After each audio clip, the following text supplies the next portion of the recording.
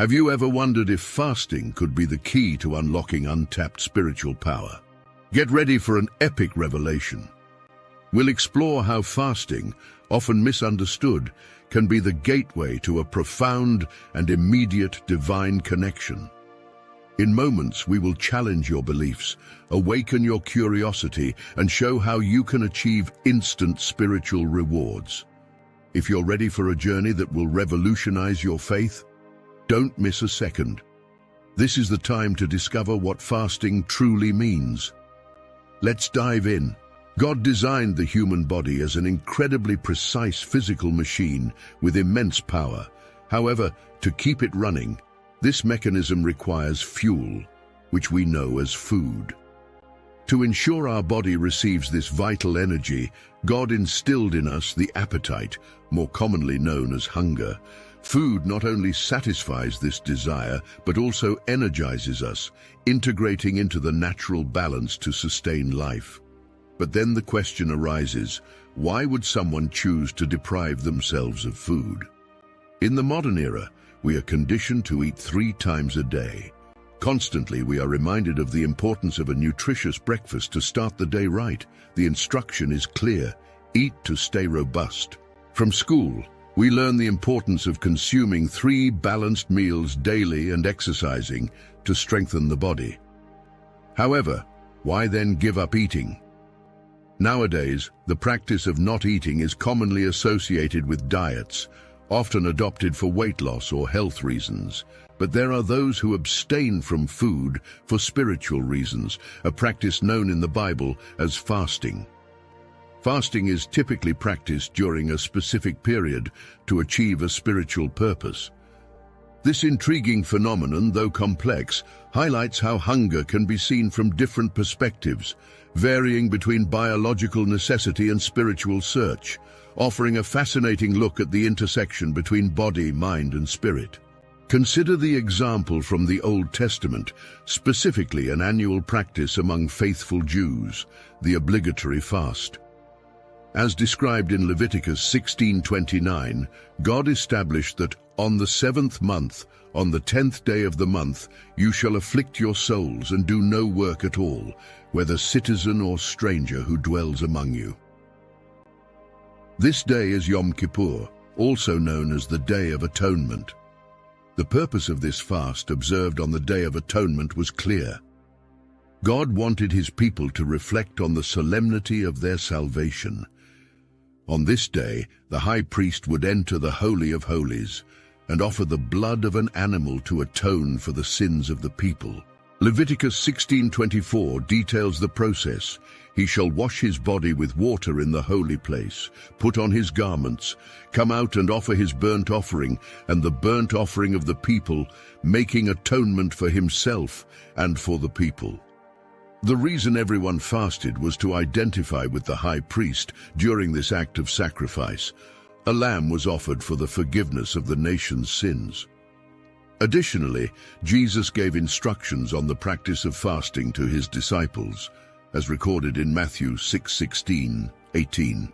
He instructed, "Moreover, when you fast, do not be like the hypocrites with a sad countenance, for they disfigure their faces that they may appear to men to be fasting. Assuredly, I say to you, they have their reward. But you, when you fast, anoint your head and wash your face." This teaching emphasizes the importance of genuine fasting, not done for show, but as an intimate expression of faith and repentance. This practice, both in historical and spiritual contexts, offers deep reflection on the connection between sacrifice, forgiveness, and personal renewal.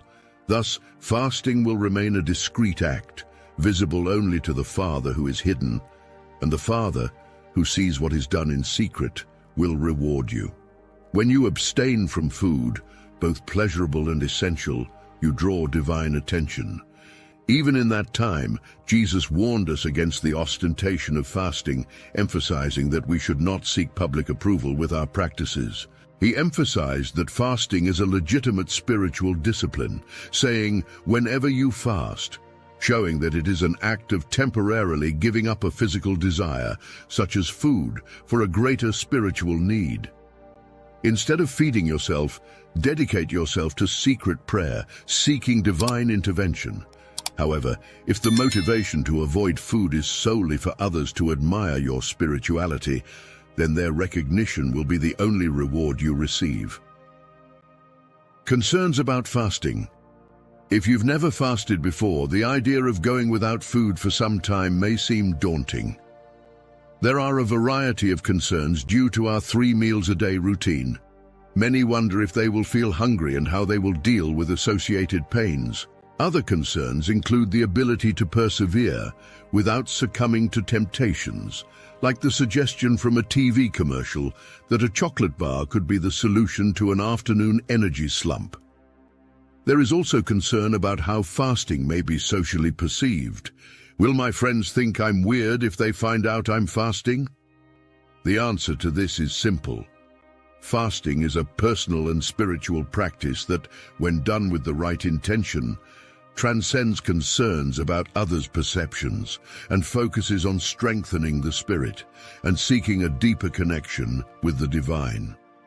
You don't fast to impress your friends and often don't even share it with them.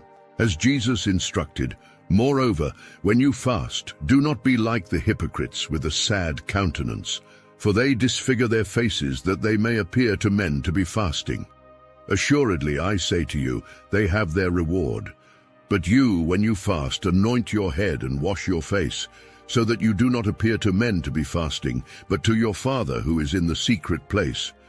And your Father who sees in secret will reward you openly.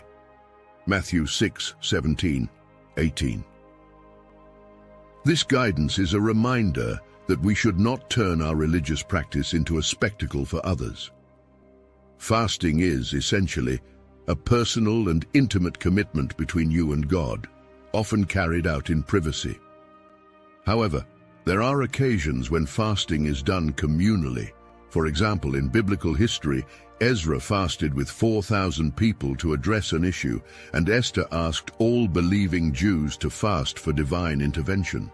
These examples show how fasting can also be an act of unity and solidarity among the faithful, shared in pursuit of a common purpose. Additionally, every year in May, Christians are invited to come together on the National Day of Prayer and Fasting. This event serves as a time for the faithful to gather, both in prayer and fasting, to reflect and seek divine guidance and intervention in their lives and society. This collective gathering highlights the dual nature of fasting as both a personal and communal practice, emphasizing the importance of nurturing both individual and collective spirit. Fasting is a practice that transcends mere food restriction for health or weight loss purposes. It is a biblical discipline rooted in deep spiritual motivations. There are various types of fasts, each with its spiritual purpose, often accompanied by prayer. This practice can be a powerful catalyst for enhancing a person's spiritual fitness and strengthening their ability to intercede in prayer. Many may think that the Christian life does not require discipline, but in reality, it is through spiritual exercises that we build our strength. As soldiers of Christ, we are called to be versatile in various spiritual disciplines, and fasting is one of them. Jesus taught his disciples that intercessory prayer, whether for the church or for the salvation of souls, will face spiritual resistance. In this context, fasting can be likened to the challenge of climbing a mountain, requiring both physical and spiritual robustness. When starting the practice of fasting, it's advisable to begin with modest steps, especially if it's your first experience. Even a small act of faith, which may seem insignificant to others, is a significant step in God's eyes and will be honored. During fasting, not only is abstaining from food relevant, but also the sincerity of the heart is crucial. This is akin to a man proposing marriage. It's not the duration of the proposal that wins the yes, but the genuineness and sincerity of his heart. When starting your fast, don't overly concern yourself with its duration. The most important thing is to ensure that your relationship with God is harmonious and strong. Above all, God values the sincerity and intensity of your prayers more than the length of time you spend fasting. Therefore, if you are new to this practice, you can start simple, like fasting by skipping a meal. Historically, in the Old Testament, Jews were instructed to fast for a whole day on Yom Kippur, which began at sunset and ended at the next day's sunset, according to the Jewish calendar. This method of counting days, where the evening and the morning constituted one day, is mentioned in Genesis 1:5. You can plan to start your fast similarly, beginning a little before sunset by abstaining from the usual evening meal and continuing without eating breakfast and lunch the next day. After sunset, just as many Jews do at the end of the Yom Kippur fast, you can break your fast with a regular meal. This method provides a structure that helps maintain spiritual focus without overwhelming your body, especially if you are just beginning to practice fasting. Fasting with a companion. Although private practice of prayer and fasting forms the backbone of all intercession, if you have never explored this discipline before, it may be beneficial to start your journey with a partner. If the goal of your fast is to seek a specific answer through prayer, it is an excellent idea to invite someone to join you on this spiritual journey. As taught by Jesus in Matthew 18:19, there is special power in unity. Truly, I tell you, whatever you bind on earth will be bound in heaven, and whatever you loose on earth will be loosed in heaven. Again, I tell you truly that if two of you on the earth agree about anything you ask for, it will be done for you by my Father in heaven. This principle applies not only to prayer, but also to mutual commitment between individuals. Think of it as planning a vacation with a friend. It's much more rewarding when you plan, dream, and share experiences together. Likewise, shared fasting tends to be more fruitful. Prayers made together are often more focused and intense. Additionally, fasting with someone else offers additional advantages. You can discuss doubts, questions, and fears together. If the idea of fasting makes you anxious, the strength of a companion can help you overcome these fears. You can support each other, reaching out to one another to share advice or simply to check on each other's well-being. These conversations can be the encouragement needed to persist in fasting. Finally, don't forget to celebrate. When the fasting period comes to an end, take a moment to reflect and celebrate the achievements and revelations gained, further strengthening the bond created through this shared experience. When you climb a mountain alone, the journey may be a personal test of endurance and determination, and the victory is entirely yours. However, when making this climb accompanied, the experience transforms. You embrace, celebrate together, and later share stories of your achievements with others. Similarly, when completing a fasting period with friends or prayer partners, the feeling of joy is amplified by the shared experience, making the taste of victory even sweeter. Fasting with a companion also creates a system of mutual accountability. The presence of a friend aware of your commitment reduces the temptation to break the fast prematurely or to give in to minor slips, like eating a snack out of hours. This partnership is akin to running or walking to keep fit with a friend. Anyone who has had this experience knows well how a partner's company can motivate you to keep the commitment, especially in the most challenging moments. If you consider yourself a strong person, you may feel that you can face the challenge of fasting alone without any issues. However, for those who may feel less resolute or who are just starting this practice, having someone by your side who understands and shares the same difficulties can be extremely valuable. This collaboration not only strengthens the bonds between participants, but also increases the chances of success in the spiritual journey they decide to undertake together. Fasting with purpose. When preparing to start a fast, it is essential to look inward and clearly identify the reason for your decision.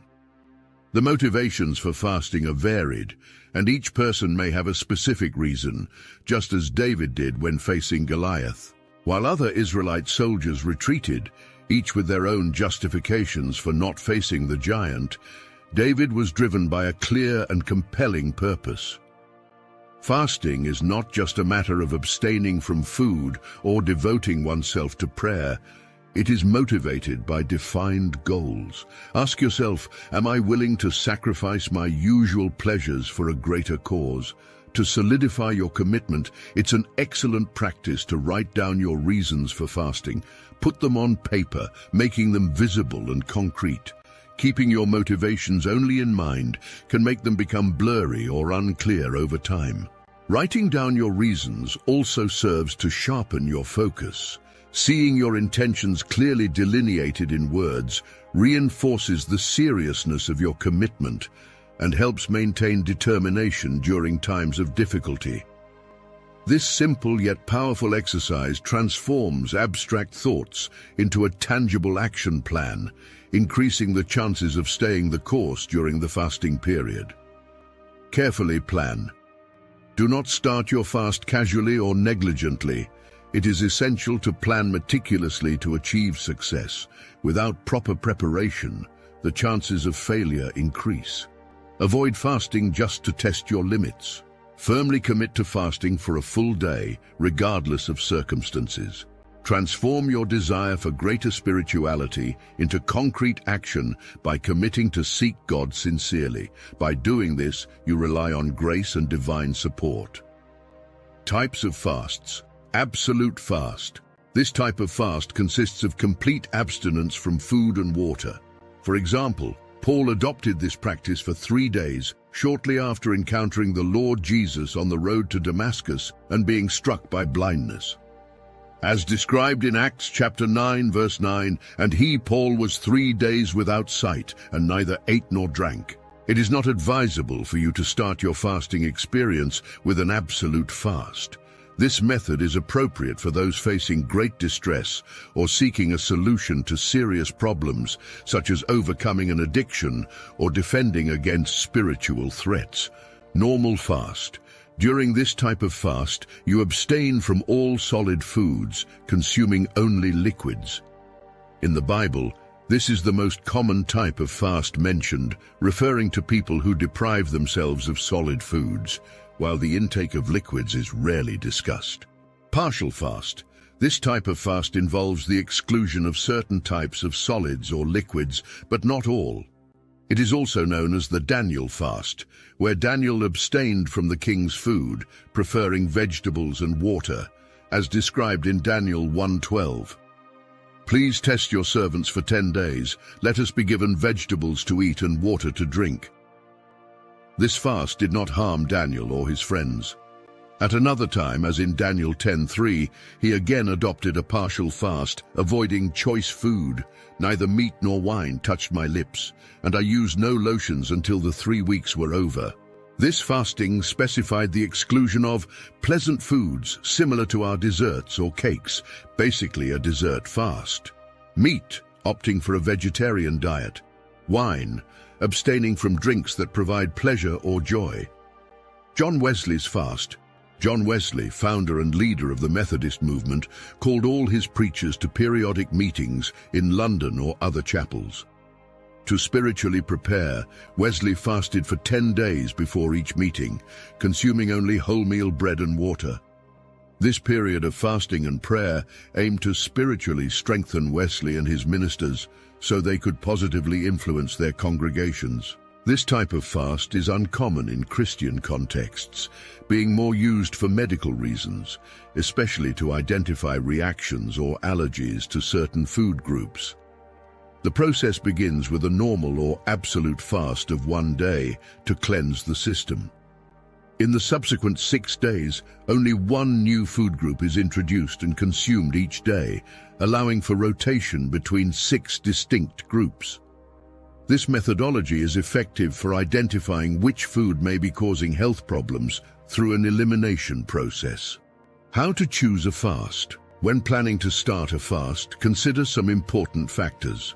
Reflect on your specific situation to choose the most appropriate type of fast. Here are some suggestions. First, fasting factor. If you are preparing for your first fast, it is recommended to start with a one-day fast, similar to that observed on Yom Kippur. If your goal is to address a serious or prolonged issue, it may be more appropriate to fast one day a week for 3 weeks, instead of starting directly with a 3-day fast. Remember that as a beginner, you are entering into an unknown journey and should proceed with caution, learning new skills and attitudes to care for both body and soul. Ideally, your first fast should be normal, meaning a full day consuming only liquids. This practice is beneficial to prepare your body and minimize future adverse reactions if you decide to advance to stricter fasts, which include total abstinence from food and liquids. Matching factor. It is important to align the purpose of your fast with the chosen type of fast. Opt for a normal fast for routine requests and a stricter fast for more serious issues. Comfort factor. Feel comfortable with both the duration and type of fast you choose. When deciding what to eliminate during the prayer period, avoid doubt and guilt. Choose a type of fast that allows you to feel confident and comfortable with your decision. Time factor. Various aspects should be considered when deciding to fast and determining the duration of the fast. Evaluate your weekly schedule and identify the least suitable days for fasting. Consider upcoming special events where fasting may not be advisable, such as holidays or weddings. When starting out, avoid prolonged fasts, as it is important to understand how your body and emotions will react. A one-day fast is a good start. Regardless of the type of fast chosen as your first, remember that it is an act of faith. God recognizes your intention and will reward you accordingly. Prayer. We ask God for wisdom to understand the spiritual purpose and benefits of fasting, reminding us that it is not only the deprivation of food that brings us closer to Him, but also the sincerity of our hearts and the desire for a deeper connection through prayer. May we fast not to be seen by others, but to be seen by the heart of God, who watches in secret and rewards openly. We thank the Lord for the strength and discipline that fasting provides us, teaching us to rely more on Him and less on ourselves. Amen. If this content was valuable to you, I would like to ask for your support by subscribing to not miss any of our upcoming videos. Together we can enlighten more minds and expand our understanding. Thank you for being here, and may God bless you.